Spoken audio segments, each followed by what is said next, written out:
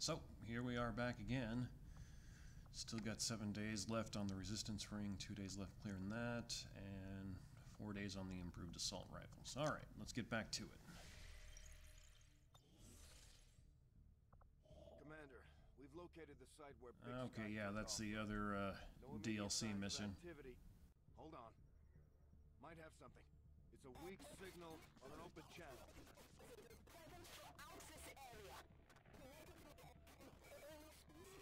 Region are of particular concern.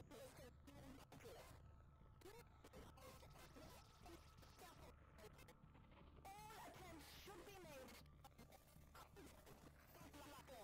Is that Valen? Haven't had any signs of her since we lost HQ. Commander, if there's any chance she or Big Yeah. Valen was the research person in the first game. She had Tegan's job then. So let's see. That one's right there. We still haven't got that engineer. I think we need to finish that first. Avenger plotting new course.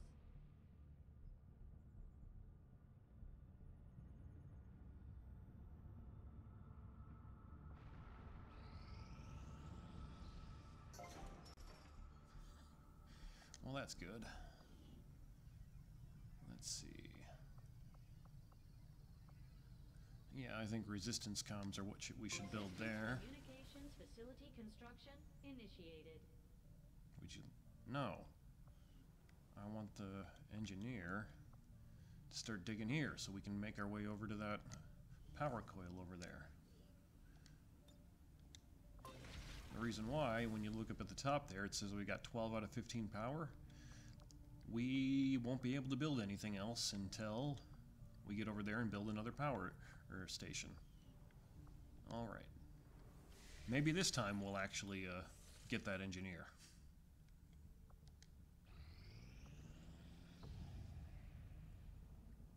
There we go. Fantastic. Let's get her working.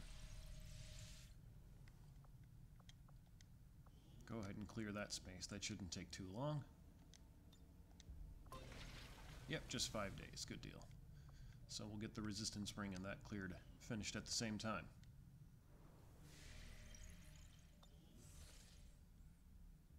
Alright, what to do next? Let's go ahead and make contact. After we pay the initial intel cost to make contact, we'll have to scan the region for a few days before the local resistance cell comes out of hiding. Once we find them, we'll be up and running in the new region. For the Indian Regional Zone. Yep. Hopefully it'll take 5 days instead of 7, we'll see.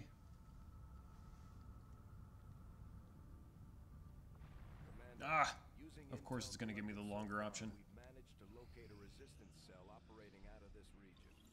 It'll take us some time to scan for their exact position, though. This will prove to have been an important breakthrough. Yeah, that's really going to help us in the long run. Oh, sounds like we got another breakthrough. Let's see what we got. Plated armor. How long is it going to take? Oh, 18 days. Well, that's a long time, but then again, that's 14 days, 19. Now, I've noticed in this game, at least in the War of the Chosen variant, if you don't do these autopsies right away and you pursue other things, eventually it gives them to you for free, instantly. So I usually put them off until it's doing that, because it seems like a wiser use of time and resources to me. So let's just go ahead and do the plated armor, because that's a big step up that's going to help us a lot, even though we're going to have to wait quite a long time for it. As soon as the research is complete.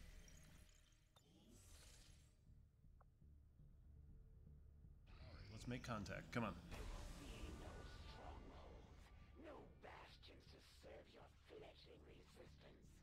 I will see them crumble.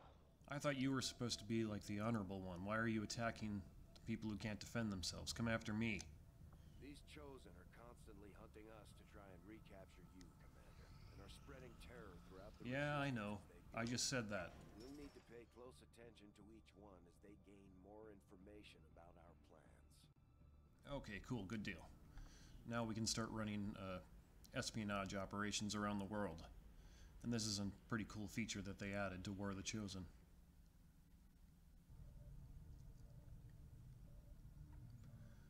Oh, I wish we had an extra engineer to assign there, but... The benefits we gain from working with the resistance factions on their covert operations are a major boon to our efforts. But there are Okay, also what can we risks do? involved. Our soldiers could potentially be attacked or taken captive while in the We field. can locate the So it's not Templars, as easy a decision as it may seem. hunt for the Chosen. Oh, recruit another scientist, that'll be useful. Form a soldier bond, reduce the Avatar project, or increase the income of a region. I think if we, it'd be better to contact the Templars, because that'll give us another specialty unit, the Templar. So who are you going to send? I wish she wasn't still tired. Oh, and I went ahead and changed her nickname to Trolley Pro for the Charlie problem, since that's what Philip is known for. Because when you send out two soldiers who are bonded, they can complete those covert actions faster. All right, let's send out Nietzsche, and aim +4. Let's send out one of the sharpshooters. Socrates is still wounded, so why don't we send Anscombe out? 8 days, good deal.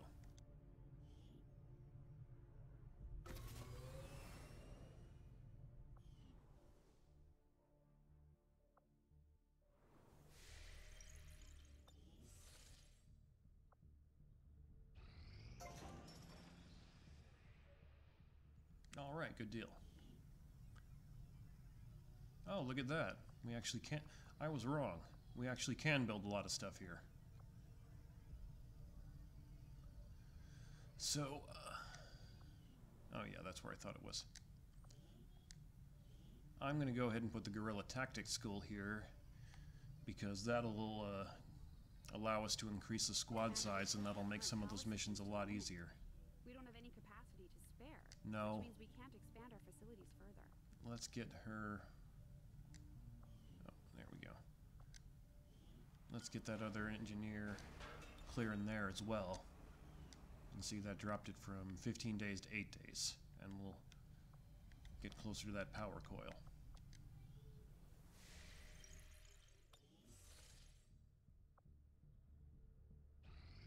Commander, we just got word that the resistance hit an Oh, advent fantastic. supply line. We have an opportunity to salvage some high-value materials, assuming we can clear out the alien forces guarding the site first. Well, let's go get it. Course for Sector 15, West Asia.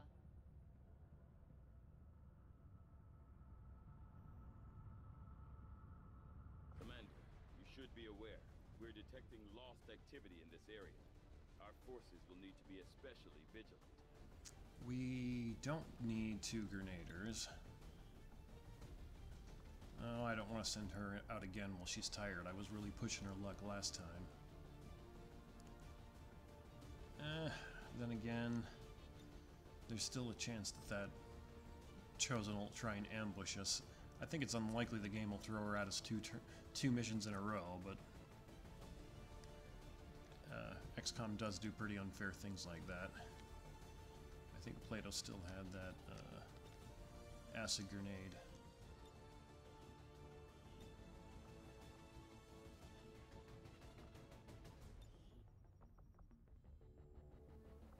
Yep, there we go.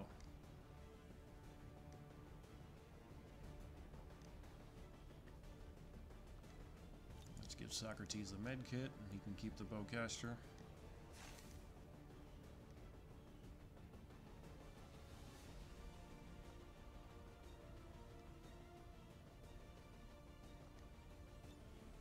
And give you the better shotgun and the axe.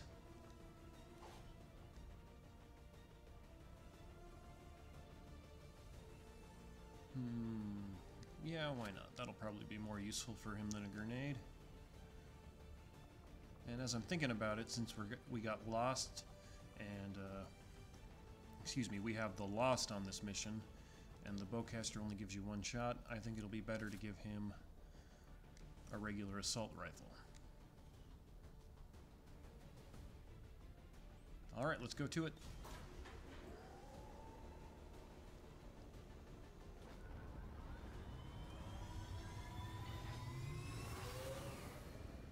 Sky Ranger deployed. Squad green to deploy. Word is Advent has a resupply operation underway. It's a perfect opportunity for us to pick up some supplies for ourselves. Once deployed, move to locate the Advent crates and mark them with our transponders. Firebrand will be on standby to airlift the goods.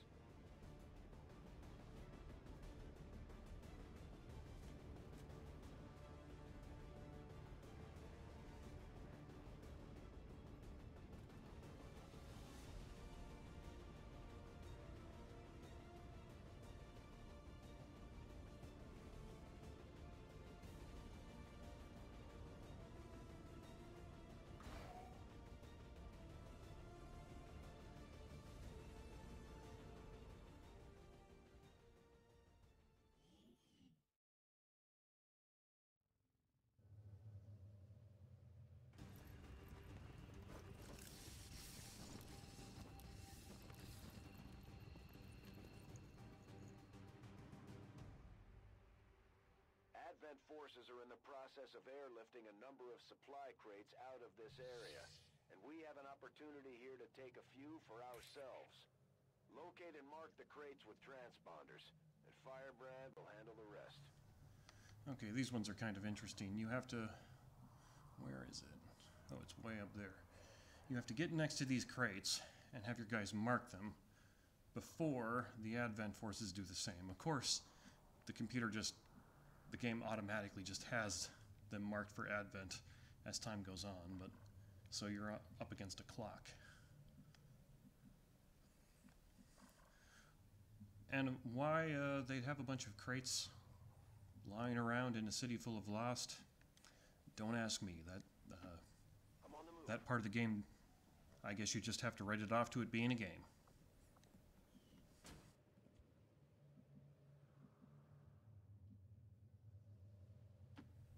So we're going to have to hustle to make it all the way up and over there quickly. These two are working together like a well-oiled machine. As long as we keep them close to each other in the field, they'll reap various tactical benefits as their bond continues to grow. So this is the first thing, teamwork. Either Philippa or Pascal can give one of their moves to the other once a mission.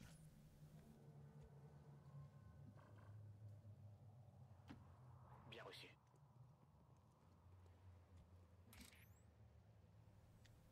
All right, scout ahead for us, Philippa. I will go.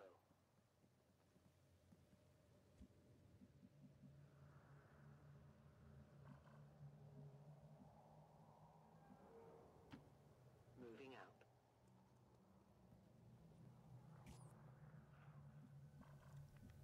Still don't see any of the aliens. Okay. 10-4.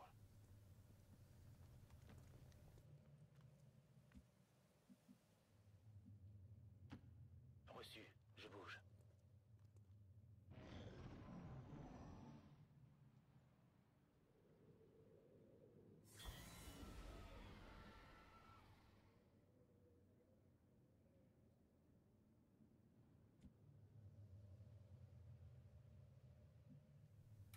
All right.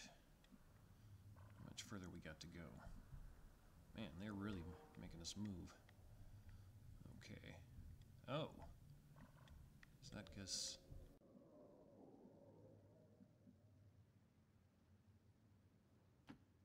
My life is in your hands. Aha, there we go. Human DNA. These creatures, once operating under the guise of thin men, now show their true form. No reason for them to Purely hide. reptilian. The aliens don't need an infiltration unit anymore. So, not only do you guys talk over me, but you talk over each other too, huh? Good to know, I guess. Position confirmed.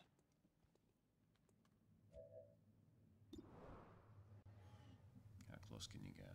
Huh?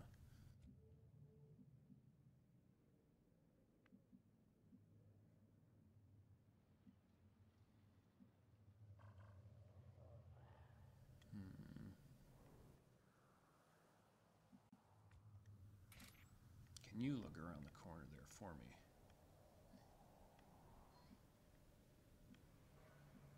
Yeah, do that. I want to see if there's another patrol coming this way. Okay, it doesn't look like it.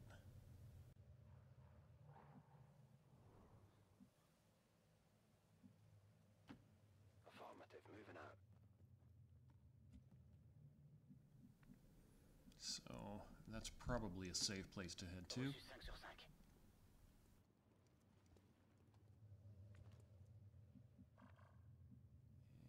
And... oh.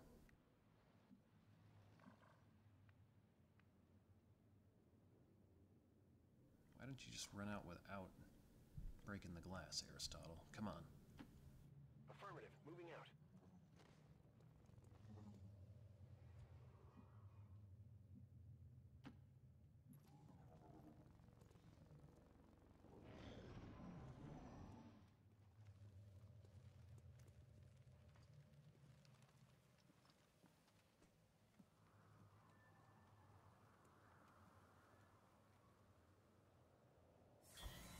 Well, I didn't expect them to go away.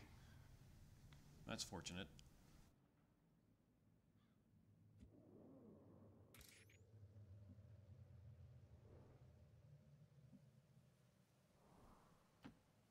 As you order, Commander. A patrol is upwind.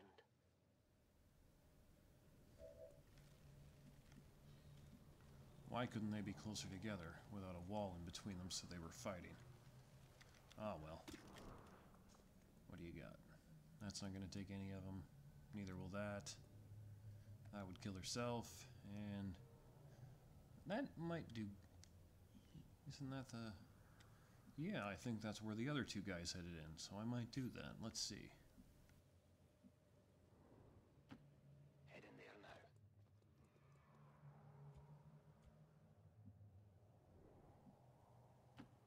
Bien compris, j'y vais.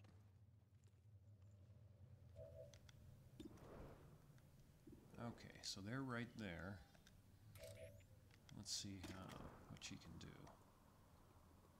Yes! It's always nice when you can take some people out without breaking cover. Excuse me, breaking concealment. Don't get caught up. Ha ha! Oh, well, explosion destroyed loot, but what are you gonna do?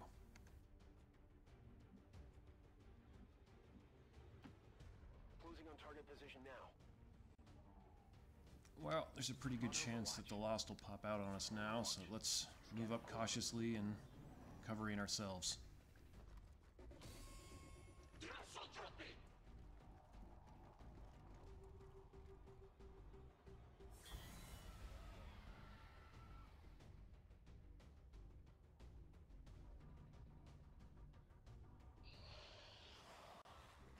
Here they come.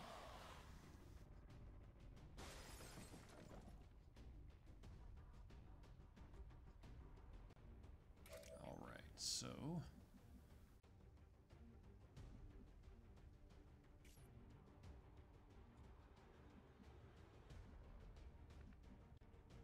can you get up there? Oh, wonderful. Je me dirige vers la position. That ought to give you some good line of sight options.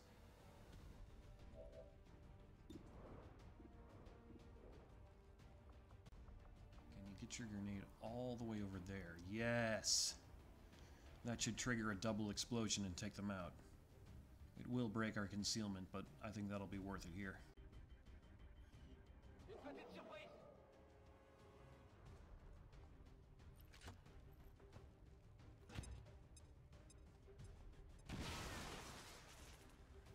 No double explosion, come on.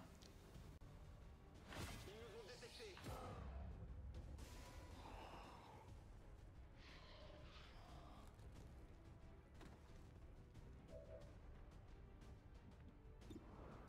68% is not terribly good. Can you get a little better than that? Moving to designated coordinates.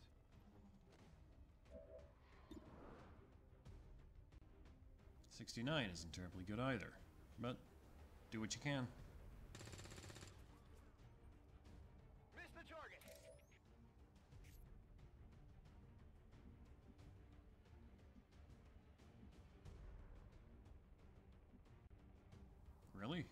That's a flanking shot. Okay.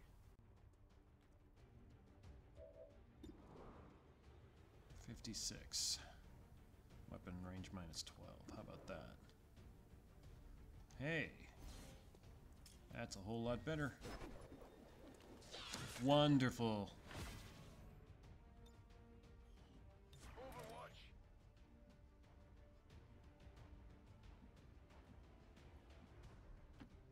I will reposition.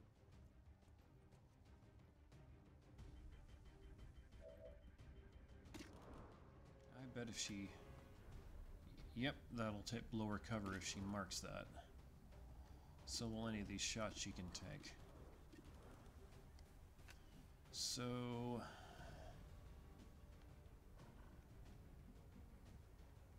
Why don't no, that's too close. It might get taken out by that.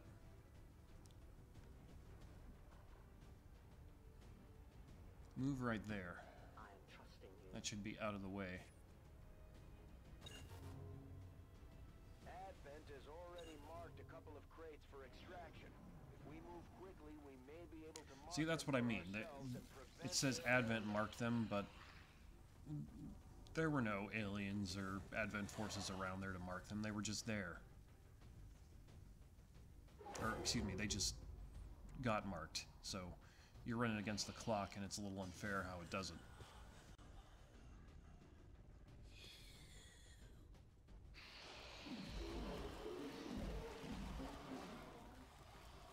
Well, that's quite a lot of them.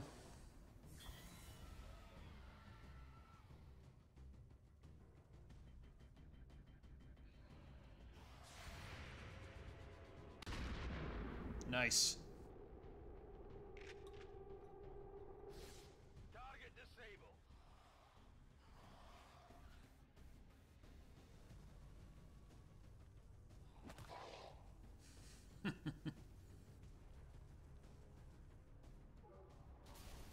There we go.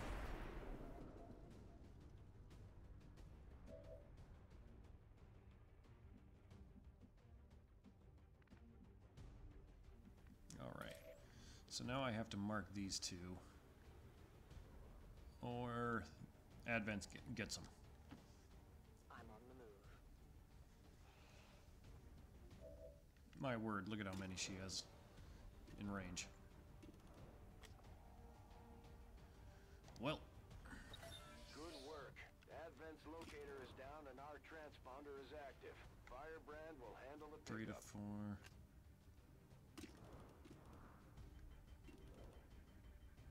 4. Okay. Go for the ones you know you can get first. No compromises. Who can give me a resupply? None around there, none around there. There might be some around there. No, don't blow yourself up.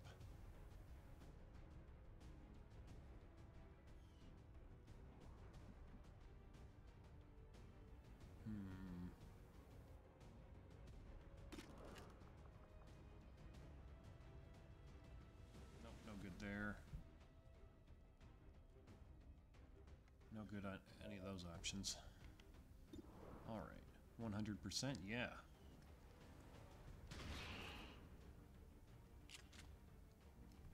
No longer a threat. 96, good enough.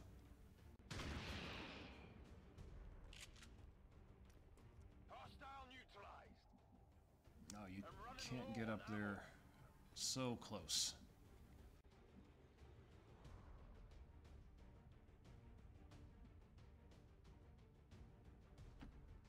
Y'a quoi par là? 95, 93.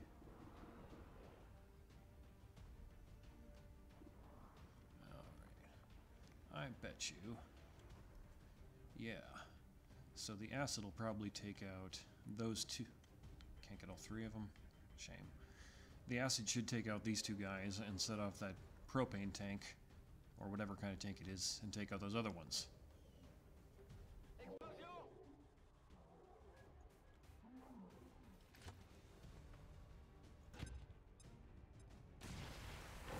Beautiful. Sounds like the Lost are getting a lot closer to our position, Commander. Prepare for more incoming.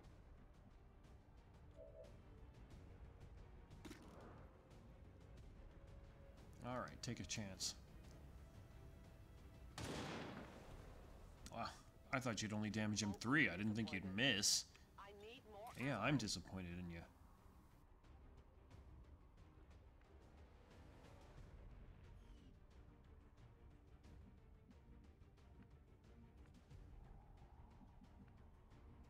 Alright, well, we gotta get somebody up there and grab that one, so might as well be you, Aristotle. It is nice that it lets you mark these after they've completed their turn. Alright, you just gotta do one more damage for me, come on. Ah! You did one less. Now you're gonna get hit in the face, Augustine, because you couldn't hack it.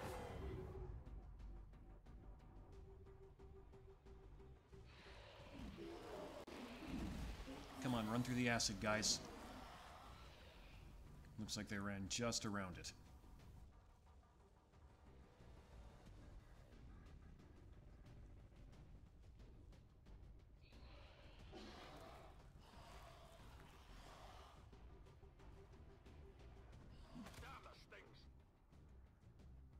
Told you that's what was going to happen. I'm taking fire here. Yeah, I was afraid of that. Soldiers through a lot. They'll need time to deal with these issues when we get back. That's one of the things that can happen when you take somebody who's tired out into the field. Keep marking those crates, Menace 1-5.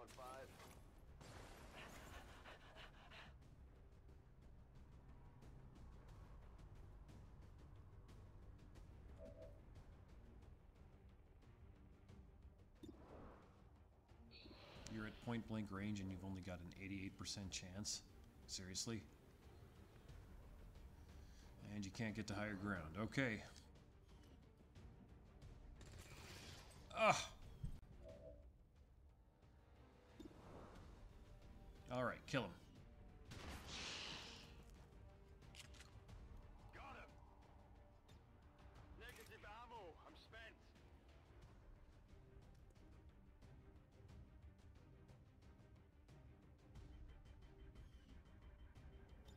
Might as well reload. We're clean to go.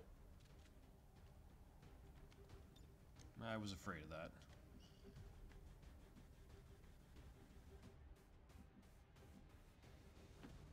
Rolling.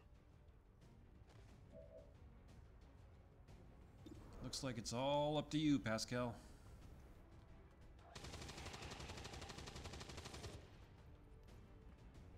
Voilà, j'en ai eu un.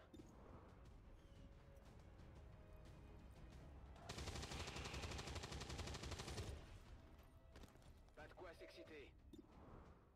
Envoyez des munitions.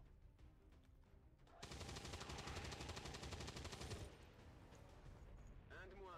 Plus que quelques milliers. Good shooting. Can you keep it up?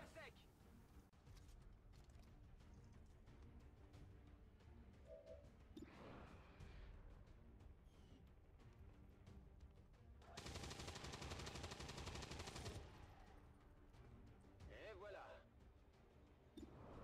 Come on, 2 more.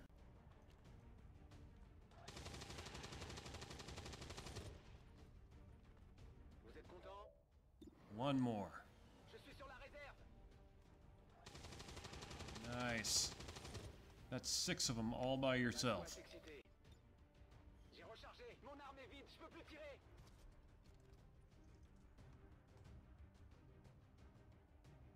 Pascal's Ramboing us through this mission.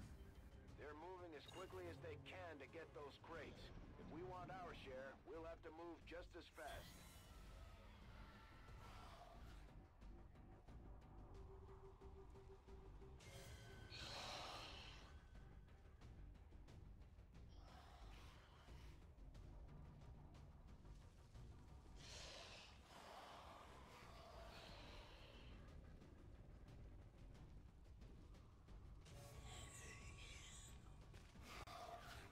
Sure are an awful lot of them.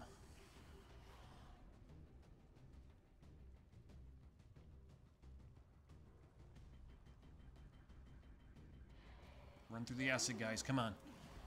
Oh, good. We got a couple of them that way.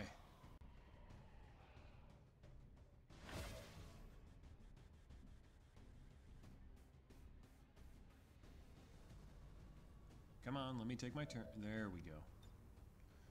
Okay, first of all, reload. And go back into concealment for me.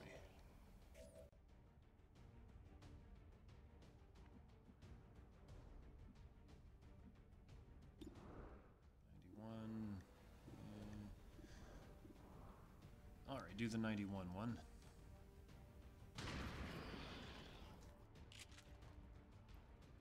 Kill confirmed. It's the barrel. Well, that's not a bad option. Let's see what she can do.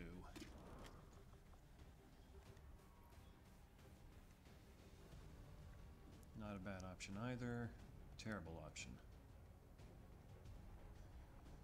Okay, so... Oops. What can we do with your... Oh, yeah, we extended the range in the claymore. So even though she can't shoot it, if we throw it there, it'll take out those three, and then and take out that tank of some kind there. Take out those other two.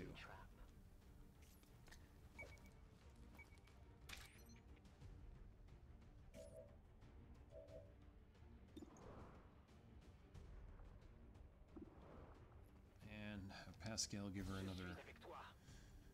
an extra turn so she can take that shot.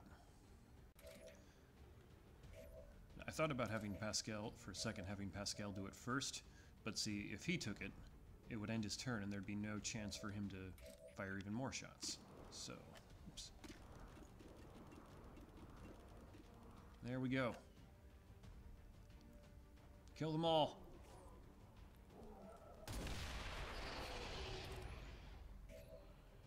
Yeah, that looked like it took out probably 5 or 6 of them. 100%, you take it.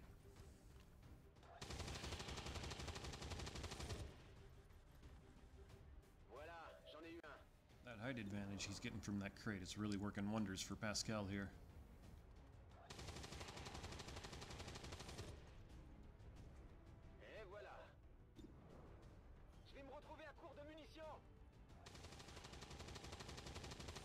Well, I guess you can't get them all the time.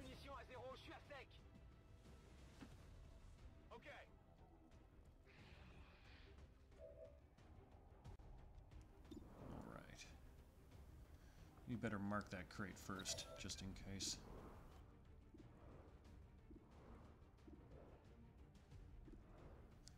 Oh, gotta do that one first. Oh, he was burning with acid. I shouldn't have wasted that shot.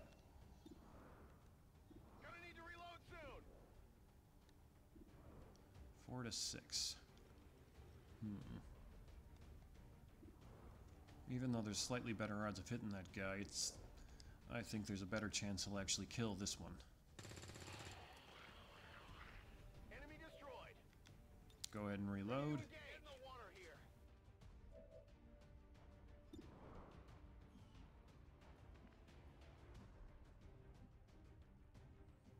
Well, looks like Advent's gonna get one of the crates. Rolling out. I don't see a way I could have got my guys safely up there.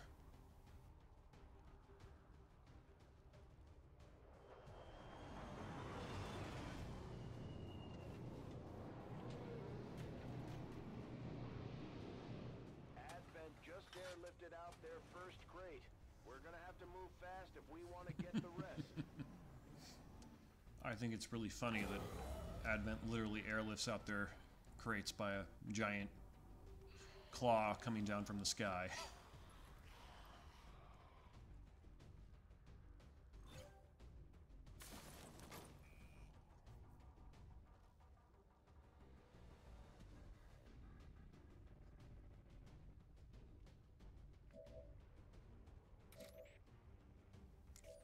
Alright, Alright, Augustine. Kill that brute for us. And you didn't kill him.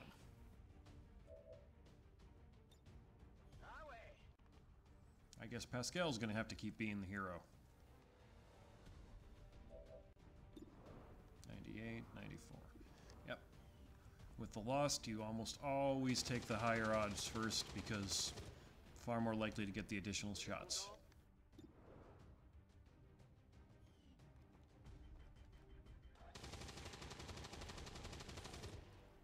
Fantastic, Pascal. Un de moins.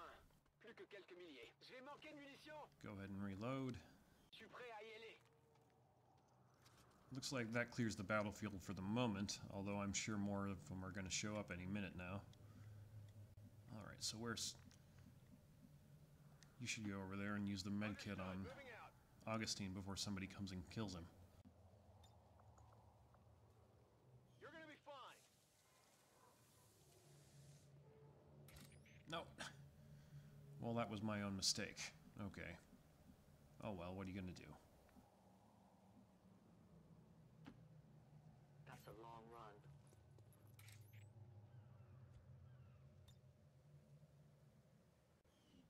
Yeah, don't waste your concealment yet.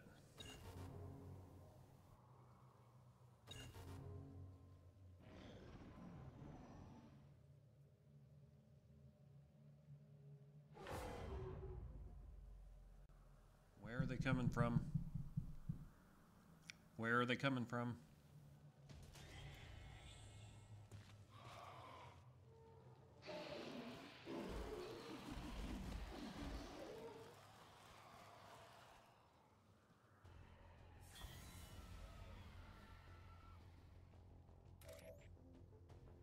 Come on.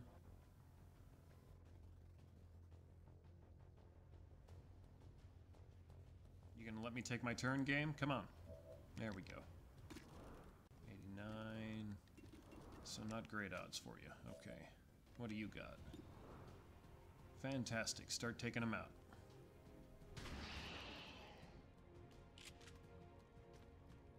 Nailed it. Draining ammo fast.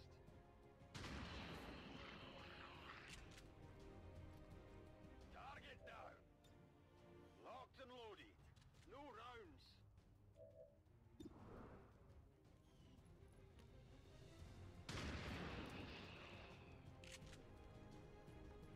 Taken care of. Come on, just a few more.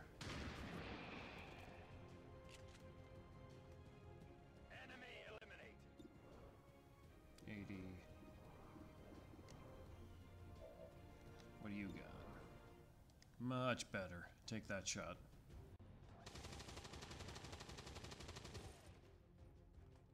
Voilà, j'en ai eu un.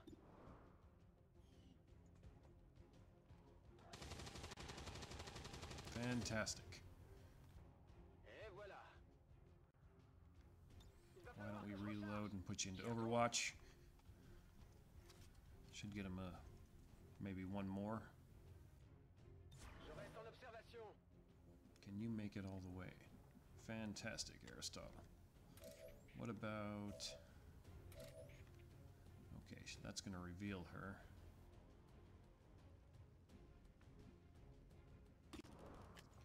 Looked like they were 2s and 3s, so I think if I can get her, if I get her up here, she can probably take most of those guys down. You tell me.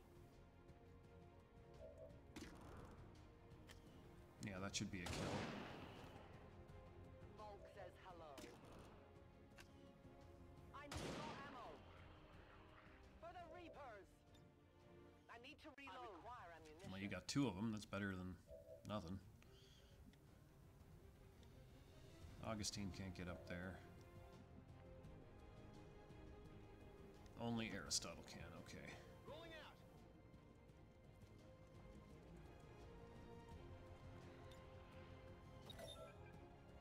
And you've got 58 and 58.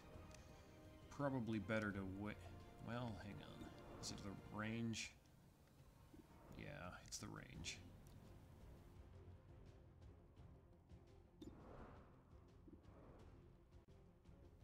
Oh well, give it a chance. Yeah, I didn't think you'd hit. Negative damage. Gonna need to reload soon.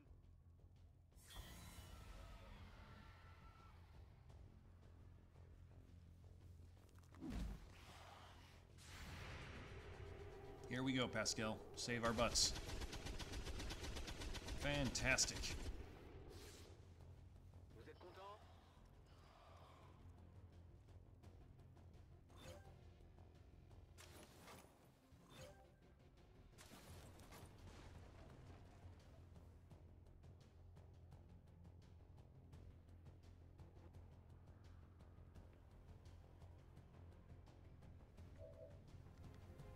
All right. Kill him. Still can't believe you only get... How do you miss that? He's right in front of your face.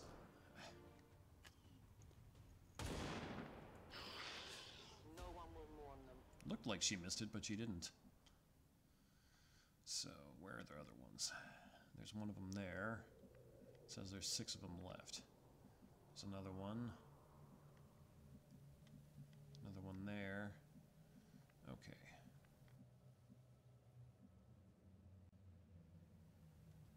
I just hope she doesn't activate another group of Lost when I send her over there.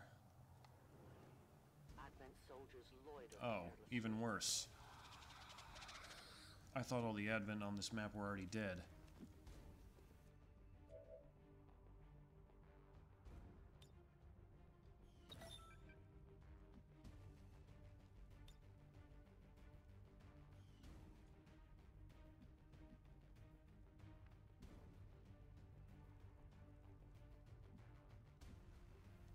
Get up there. Allez, allez, allez!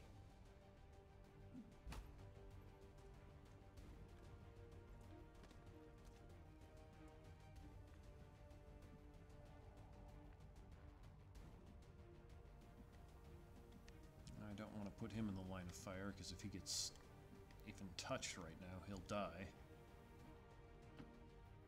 Solid copy.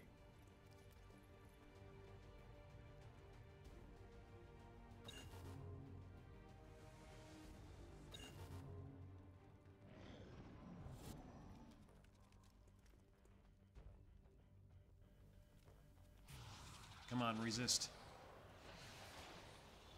Nope, not lucky enough. Leave my head alone.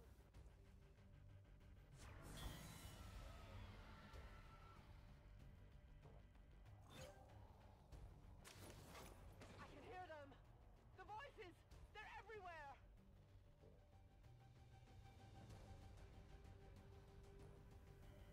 Okay, if we can get Augustine to hit that. No, no, no, no, no, no.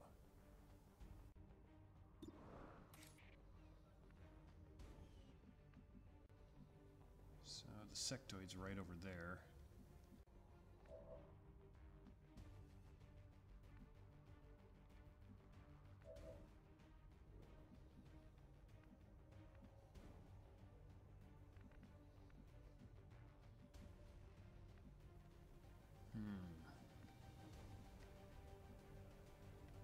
There's got to be a way. Come on.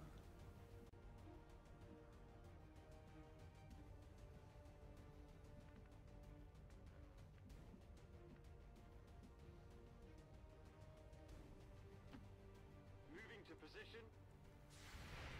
Oh. Lucky. Very lucky.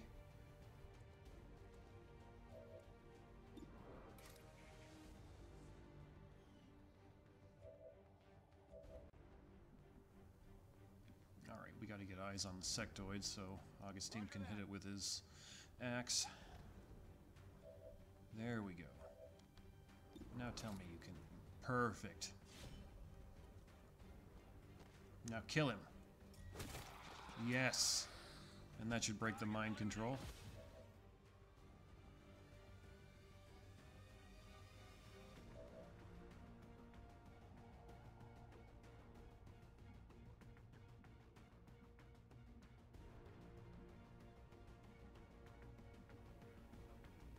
Why is that turning gray? Does he not have line of sight on him there?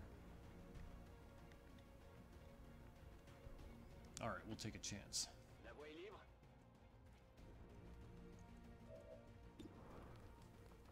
Now, see if you can destroy his cover.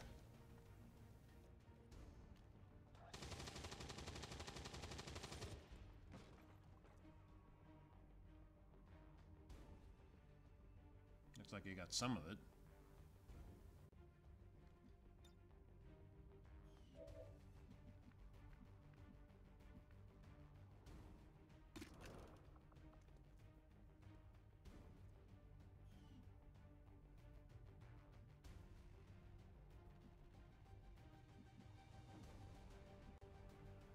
There we go. That oughta... Moving out. Yeah, flank him.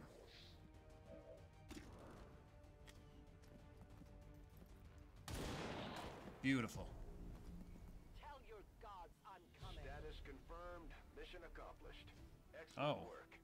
Well, I guess that ended the mission because there were no more Advent soldiers there. Fantastic.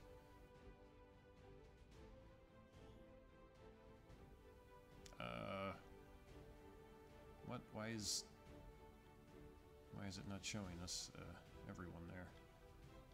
Oh. Well, that would be why. Okay.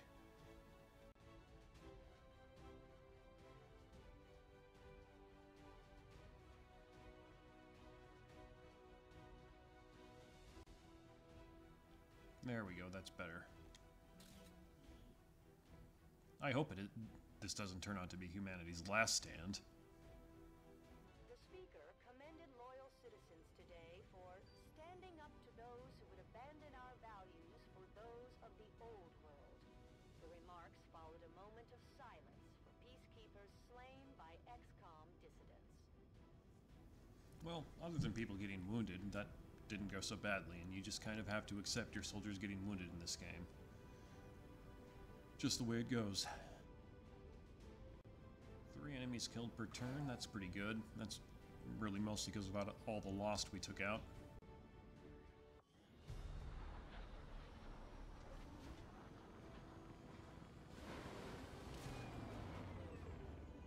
As long as there's even one Reaper left standing, you can bet they're still in the fight. Finger on the trigger. Fantastic. Alright, so let's give you the medical protocol as well, Aristotle. Some people like to play the game where they'll, like since that's what I gave Nietzsche, they would then turn around and give Aristotle the combat protocol and alternate them like that. I don't. I like to have all my guys kind of fulfill the same roles. And give you make Blade Master.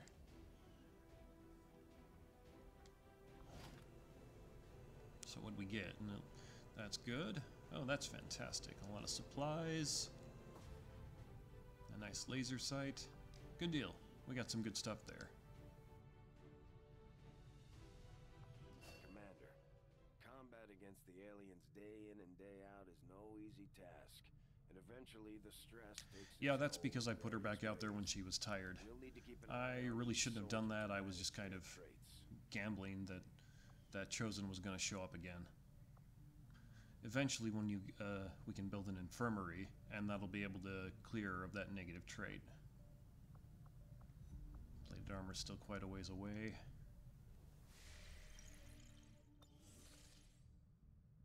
Commander, we've got local resistance forces waiting to make contact, but we'll have to make the first move.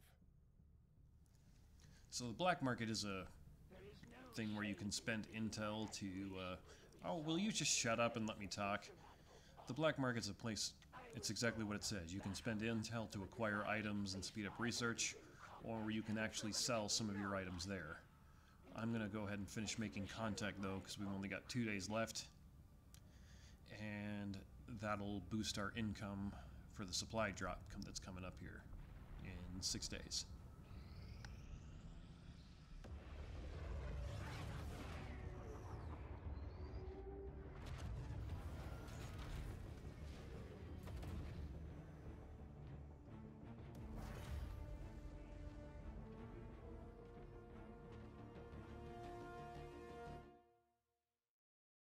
New objective added. Well, fantastic. Commander, we've established local Not you two. resistance, and we're ready to move on the alien black site on your order. Advent's been keeping this facility a closely guarded secret. We should make sure our troops are ready for a tough fight before we send them out there. Okay. I've updated our latest operational objectives, Commander. Let's see. I don't want to send our guys there till we can get a 5-man squad. Avenger plotting So let's new get the course. black market.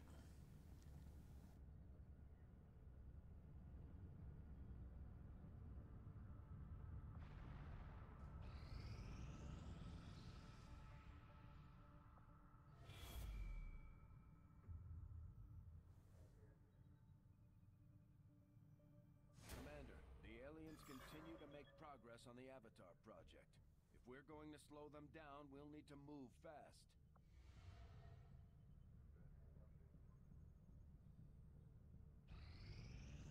Market is open. All right, so what can we do here? Well, we got some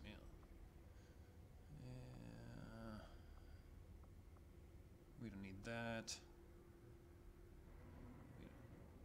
Okay, so what can we sell? Pretty much everything. You can sell pretty much everything, but we don't actually need supplies. Because we don't really have anything to spend them on right now.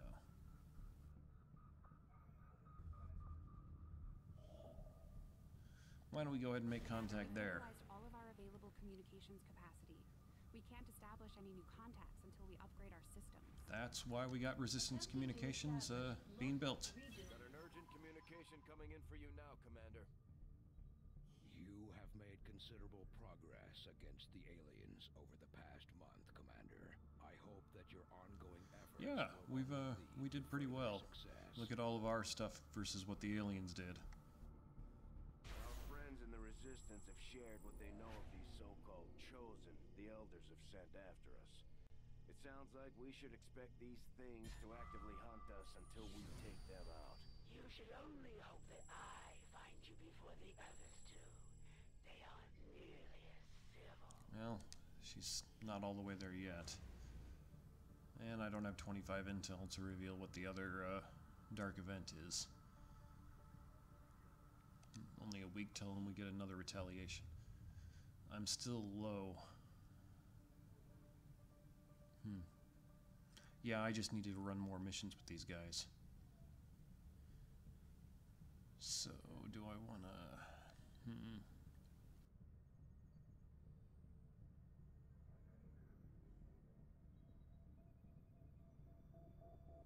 Yeah, I think I want to put the tech defense one instead, or information war one instead there. I think that'll prove more useful as I get more specialists out there on the battlefield. Yeah, let's go get those supplies. We'll need to completely scan this region before we can establish. I know that, but I want the supplies first. I'd advise we stick around and finish the job, but the Oh, choice is yours. Socrates finally recovered from those wounds. It sure took a long time. Some of my kind are now in a difficult position. Can you provide us with aid? Alright, let's see what you got. We'll get an engineer, a ranger, and a sharpshooter. If we go pull people out of there. Well, I guess we better do it. West Asia.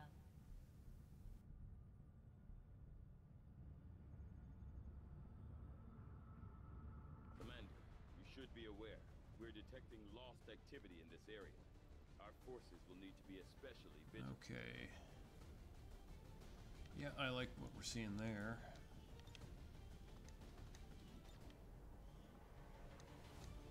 This looks like a good squad.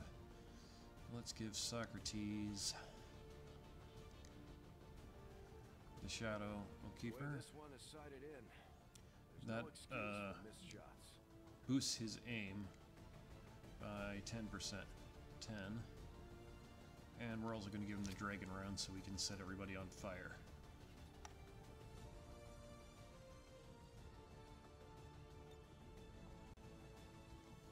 Give him the good shotgun.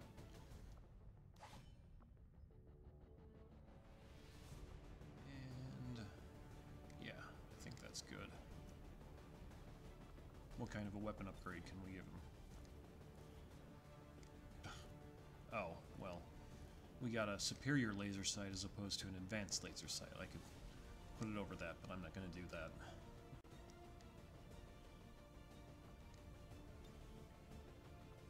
And let's give you the acid grenade. And,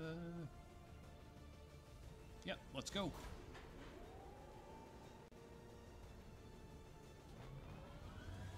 Hope the Chosen doesn't come ambush us on this one, because we'll be in real trouble. Sky Ranger deployed. In position for deployment. Picked up an emergency transponder signal from one of the resistance factions. Some of their people were attacked by Advent and forced to take refuge in one of the old abandoned cities. Contact was lost before they could establish a rendezvous point, and they need us to lead the rescue. The faction is sending us one of their soldiers to help with the operation.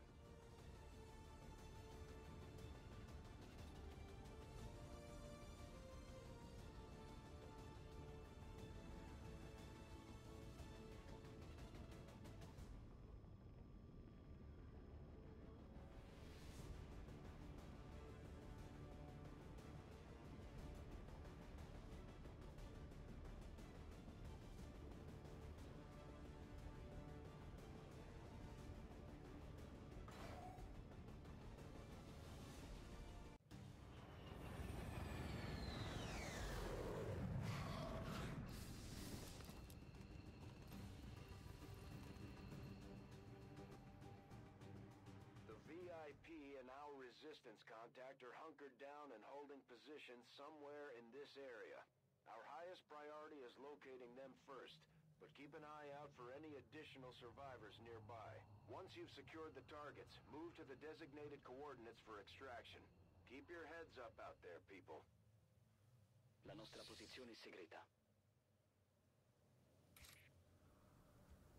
So if we can do this right, we may not even need to Moving on target. engage at the enemy forces. I really doubt it'll go down that way, though.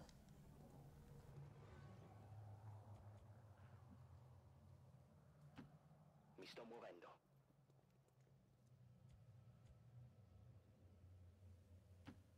Mi muovo verso le coordinate.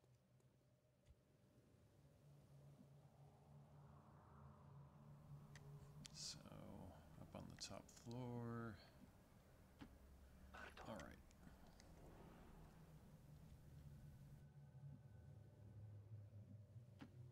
Confirmed.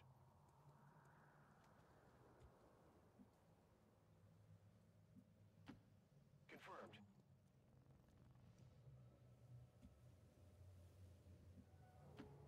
Roger. Pattuglia nemica in movimento. I was hoping it'd just be the Lost and we wouldn't have to worry about Advent, too.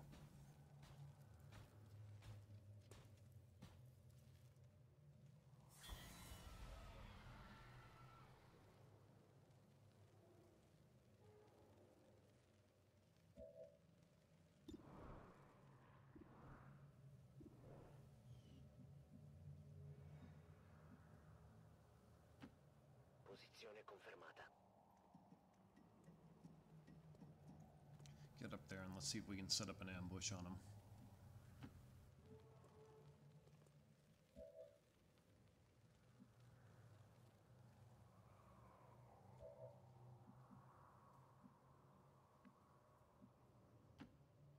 Stepping off. You definitely need the height advantage with all the shots you miss, Aristotle.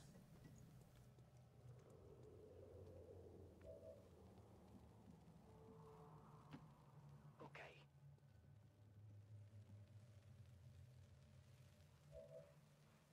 D'accordo. That's affirmative.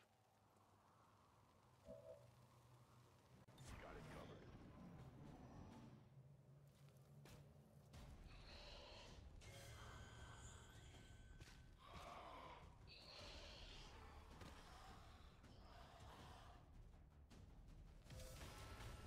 This is an extremely well-equipped mechanized combat unit. We'll need to look for vulnerabilities if we're going to take that thing out. Well, that's a shame.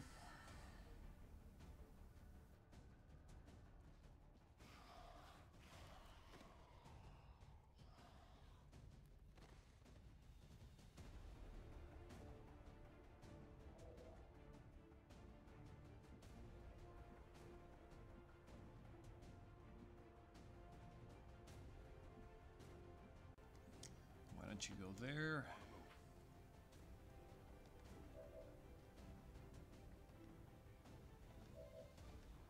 What do you got? Okay, so... And you've got... only 60%? Oh, I see. Okay, go... And you do the same, Aristotle. Moving to Overwatch.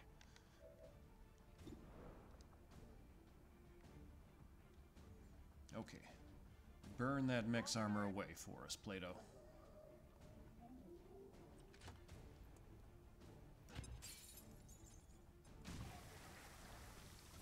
Excellent. Cover's blown.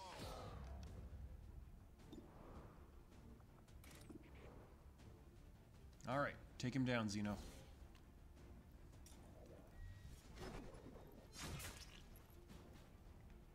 Did he live through that?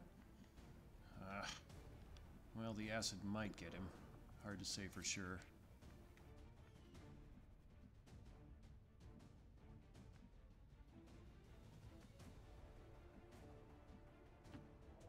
Se lo dici tu.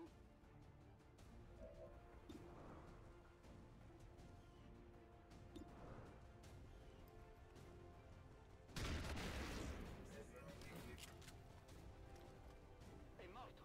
Well, that went pretty well. Iniziano a perdere terreno. Okay, now show us why you're the father of all philosophy, Socrates. And you didn't kill him. At least you got a hit, though. That's better than Aristotle's been doing for us. Now maybe you can finish him off, Aristotle? And again, you didn't kill him. Oh well, he'll burn to death on the next turn at least.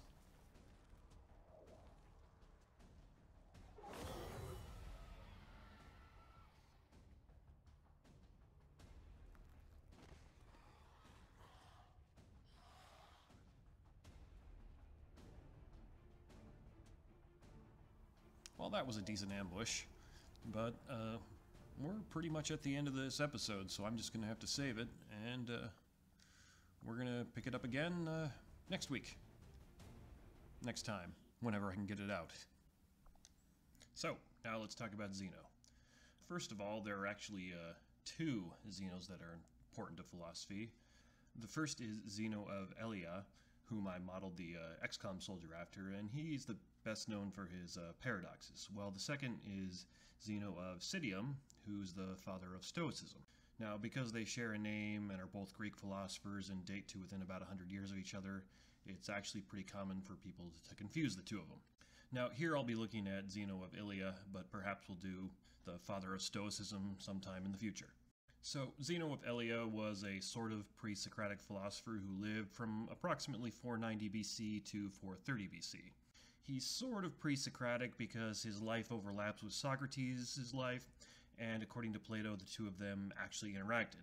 Now, the dates are approximate as we get them by comparing the reported age of Socrates versus the reported age of Zeno in Plato's Parmenides. According to Plato, Zeno was a student of the pre-Socratic Parmenides, hence the title of Plato's dialogue there.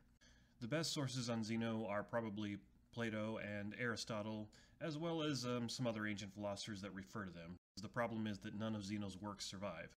Now, a later and less reliable story says that Zeno died while he was imprisoned for being part of a conspiracy to overthrow the tyrant Nearchus. Despite being tortured and refusing to give up the names of his fellow conspirators, Zeno did tell Nearchus to come closer because he wanted to tell him a secret.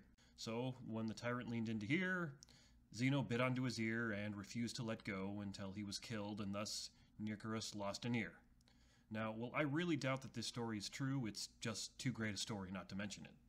Now, Zeno is best known for his paradoxes, and possibly he originated the dialectical method of Socrates, i.e. the Socratic method. And he may have given the first reductio ad absurdum arguments.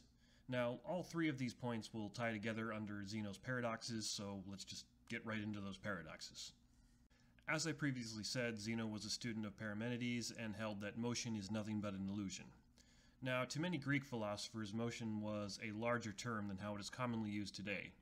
When Zeno, Socrates, and Plato spoke of motion, they didn't just mean movement, like a car driving down the street. They also meant the very idea that things change, that things come into being, that things go out of existence, and so on and so forth. So, by this definition of motion, since I'm older now than I was 8 years ago, I've been in motion for the last 8 years.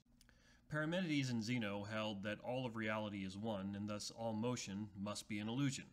See, for there to be any kind of motion or change, there must be more than one thing. So if reality is one, then all observed motion is just an illusion. Zeno's paradoxes are an attempt to argue for the conclusion that motion does not occur, and thus argue for the idea that all of reality is one. It's said that Zeno developed 40 or so paradoxes, but only 9 of them are known today, and I'll only go over 3 of them here. I'll go over them in the order that Aristotle addressed them. Now, in my opinion, these paradoxes are all different ways of trying to make the same point, and they all commit roughly the same kind of error. But some philosophers disagree on this, so, listen, you can be the judge of that.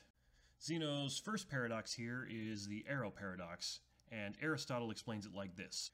Zeno says that if everything when it occupies an equal space is at rest, and if that which is in locomotion is always occupying such a space at any moment, the flying arrow is therefore motionless.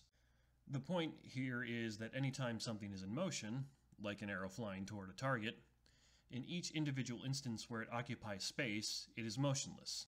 That is, the individual snapshots of the object that you can take, no matter how many of them you take, will always be motionless. Therefore, how can the object be in motion if all the parts of its motion don't have motion? So what Zeno is arguing here is that reality works a bit like video.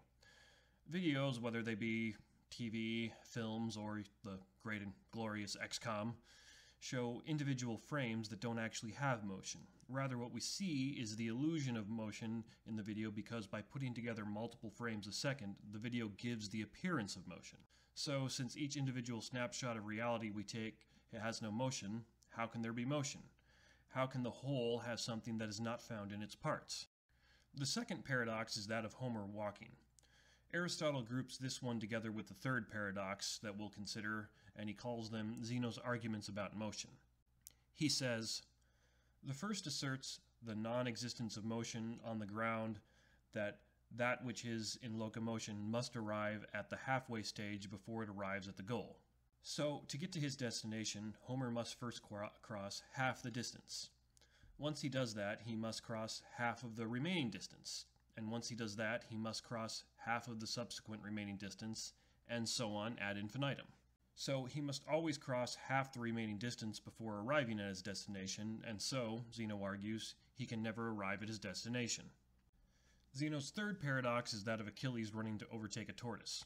Aristotle says it is the so-called Achilles, and it amounts to this, that in a race, the quickest runner can never overtake the slowest, since the pursuer must first reach the point where the pursuer started, so that the slower must always hold a lead. So, for Achilles to catch the tortoise, he must first get to the position that the tortoise started from. However, by the time he does this, the tortoise will have moved forward a little bit. Then Achilles will need to get to the tortoise's new position. But by the time he does this, the tortoise will have again moved forward a little bit. And as with the last paradox, so on ad infinitum. Because every time Achilles arrives at where the tortoise has been, the tortoise will have moved forward a little bit, and so, Zeno argues, Achilles can never actually overtake the tortoise. These paradoxes are reductio ad absurdum arguments in that they attempt to show that believing in motion entails absurd and contradictory conclusions. Reductio ad absurdum literally means to reduce to the absurd, and it's a pretty common type of argument. You hear people attempting to make reductio ad absurdum arguments all the time if you just turn on the news and listen to anything. Its usual purpose is just to demonstrate that 2 or more things cannot both be true. It works like this. Suppose you are committed to the idea that a certain proposition is false, or as philosophers would say, not P. Well, if I can give you a valid argument that A and B entail P, then you must reject either A or B. Now, this will get very troublesome if you are also committed to A and B. And here's a practical example. Muslims believe that the Quran is God's word, and the Quran also teaches that Christ was not crucified. Rather, according to the Quran, Christ was rescued from crucifixion, another person died in his place, and God made it appear as though it was Christ dying. But when you add the third proposition, that the most certain fact history teaches us about the life of Christ is that he was crucified, then we have a reductio ad absurdum argument for Muslims to consider. These three beliefs are incompatible, and so Muslims need to either give up A, B, or P here. Now, my understanding is that when faced with this argument, most Muslims simply deny contemporary historical scholarship and claim that Christ was not crucified. But the point here now is that you can see how this type of argument works and what Zeno is attempting to do. So, how should we respond to Zeno's paradoxes? Well, I think probably many people on hearing them are going to react a bit like my first thought was on hearing them and say, but come on, we observe motion all the time. And apparently that was also the response of Diogenes, who upon hearing Zeno's argument said nothing, but instead got up and walked around to demonstrate that motion occurs. Now, I'm much more sympathetic to this kind of response than most philosophers are, but my initial thought in Diogenes' response missed a key point here. That is, Zeno is not claiming that we never observe motion. Rather, he is claiming that we observe motion and that observation is an illusion. He is saying that our observations are an error, that it's very much like watching a video. There is no motion in a video, but the individual frames give the illusion of there being motion. Simply observing motion or demonstrating that we observe motion doesn't prove that Zeno is wrong. But nonetheless, I do think Diogenes actually had some kind of a point here. And that is, if someone is attempting to argue that what you directly observe, like motion or the existence of a world external to your mind, the existence of other people, things like that, if someone's trying to argue that something like that is false, then they need to supply you with a pretty damn good reason for doing so. Since you are watching this video right now, if someone were to attempt to convince you that you were actually not watching this video, they would need to give you a very strong reasons and arguments and so forth to demonstrate this to you. Now, this strays into epistemology a little bit, but generally speaking, we can say that in the absence of good reasons to doubt your own observations, you're justified in trusting in those observations. Or in a little bit more technical philosophical language, without a sound defeater for your observations, you're justified in believing them. And this is even stronger for things that are basic intuitions, or what Alvin Plantinga would call properly basic beliefs. So Diogenes and I observe motion in the world, and thus we are justified in thinking motion exists, unless there is a good reason to doubt those observations. Good reasons for doubting your observations are generally context dependent, but they'd be things like, finding out you were high on psychedelic drugs, that you were very dehydrated and this caused you to hallucinate, or that Rene Descartes' evil demon was deceiving you, and so on and so forth. Now, I'm sure it probably seems pretty silly to many people that I feel the need to come up with a justification for why we can trust our own observations that motion actually occurs. You might think this is just another example of philosophers arguing about abstract and esoteric problems that aren't really problems to anyone with basic sense. After all, even if you can't quite figure out where Zeno's paradoxes go wrong, you're still going to eventually leave the computer and actually walk somewhere to go eat your next meal. And well, as far as Zeno's paradoxes go, I think you might be kind of right there, but the principle I'm appealing to is quite important and useful in areas that are much more important than just whether or not motion occurs. For example, the vast majority of people who have lived and are now alive have, or at least had, an immediate intuition that life has a moral dimension. It seems to almost everyone that some things really are right and some things really are wrong. And further, there has been pretty widespread agreement on the major points of what is right and wrong. Almost no one thinks it's good to murder other human beings, and nearly no one thinks it's bad to actually love other people. Now, despite this, there are people who claim that there really is no moral dimension in life. Morality is just an illusion, it's all socially constructed, or it's all just power games masquerading as morality, and so on and so forth. So, we can take the principle Diogenes was attempting to appeal to here and claim that if moral skeptics want us to doubt the existence of a moral component to life, then they need to give us some pretty damn good reasons for doubting what is so immediately obvious to us and nearly everyone else. And likewise, I don't think Zeno's paradoxes are anywhere near strong enough to give us cause to doubt the validity of our own observation that things actually do move. But I also think that we can actually demonstrate what's wrong here, and not just rely on the validity of trusting our own immediate observations and intuitions. So, Zeno's first paradox is actually the toughest to deal with of the three, but fortunately we have a good analogy for it that Zeno did not have. So, how is it the reality is not like a video in that the motion we observe is not just an illusion? Zeno's argument, we might put it like this. 1. In every instance of time, frame, there is no motion. 2. All of time is a compilation of the instances of time. 3. Therefore, there is no motion. Now, the two A's, that is, Aristotle and Aquinas, had pretty much the same response to Zeno here in that both of them said that time is not reducible to individual instances. Recall that Aristotle defined time as a moment that has a before and an after, and so an individual moment cannot be time. Thus, even if there is no movement in Zeno's snapshot, that is no big deal as the snapshot is not time. Or as Aquinas said, instants are not parts of time, for time is not made up of instants any more than a magnitude is made up of points, as we have already proved. Hence, it does not follow that a thing is not in motion in a given time just because it is not in motion in any instant of time.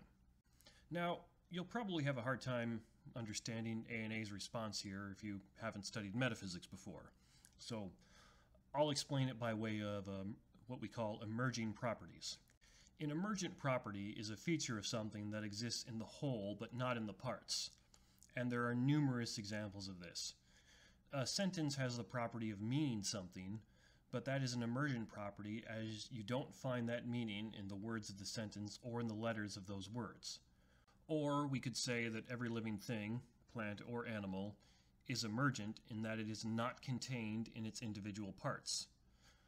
A dog is not to be found in its individual parts, its organs, bones, tissues, and so on, or the parts that make up those parts, the cells and other materials. You don't find the dog emerging until all the parts are put together. And we can even see this in various types of machinery, as any machine does not exist in its individual parts, but only in the sum of those parts. And so what this means is that in a metaphysical sense, the whole is more than its parts. Now, this is simplifying A&A's response a little bit, but what they are saying is that Zeno has attempted to break time down in such a way that it is no longer time. This is similar to how if you break down a sentence to its letters, it is no longer a sentence, or if you reduced a dog to its individual cells, it would no longer be a dog. So of course there is no motion when Zeno does this. But so what? Motion needs time, and there is no time in Zeno's snapshot or instance, so there is no problem. So in a sense, Zeno kind of rigged the game in his favor. And the more recent philosopher Bertrand Russell had a very similar response to Zeno's paradox here. Now, I think it is worth noting that some of the more skeptical philosophers have questioned the very idea of emergent properties, but I have a hard time taking them seriously because they wrote sentences with a meaning that is not reducible to the letters of that sentence, so it seems they couldn't find a way to avoid emergent properties. This points us toward the solutions to Zeno's other paradoxes. The thing going on with Zeno is a failure to recognize that you can always break reality down and simplify it or reduce it to consider a portion of it. But this simplified and reduced picture of reality does not capture or represent reality in entirety. The picture I take of a bottle of scotch doesn't capture or fully represent that bottle of scotch, much less all other bottles of scotch. And thinking of that, hang on a moment. That's better. So, the problem with the Achilles and Homer paradoxes are really the same. For any given distance, including the distance that Homer wants to walk, or the distance between Achilles and the tortoise, there is an infinite number of ways to divide it. You literally can always reduce and divide it by a little more and on toward infinity. Zeno does it by halves, but we could do it by thirds, fourths, or any other number you can think of. The reason this seems to be a problem is that there then appears to be an infinite amount of space in the distance, and an infinity cannot be crossed. But Zeno has really only given us the illusion of an infinity here. An actual infinity would be something that extends indefinitely. That is, infinity has no limits at all. So anything that has a limit of any kind is not an actual infinity.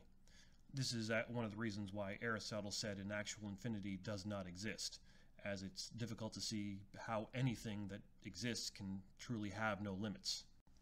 Now, Zeno would like us to think that these paradoxes against motion show that there is an actual infinity in distances. But what he has failed to distinguish is between the infinite and a potential infinite.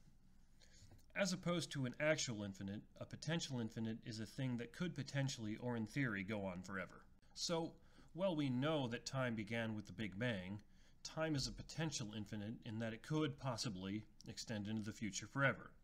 Time may end at some point, but it also might not. Almost everything that exists is a potential infinite in this sense, as it may extend into the future indefinitely. You know, I'm pretty confident that I'm going to die someday, and hopefully that's going to be another 60, 70, maybe even 80 years from now. But until the moment I die, I am a potential infinite in a broad sense of possibility, as long as I am alive, it is possible that I will not die. And as soon as I die, that's obviously no longer possible. While such things cannot be done now, we can conceive of ways that human life might be extended, and perhaps even indefinitely.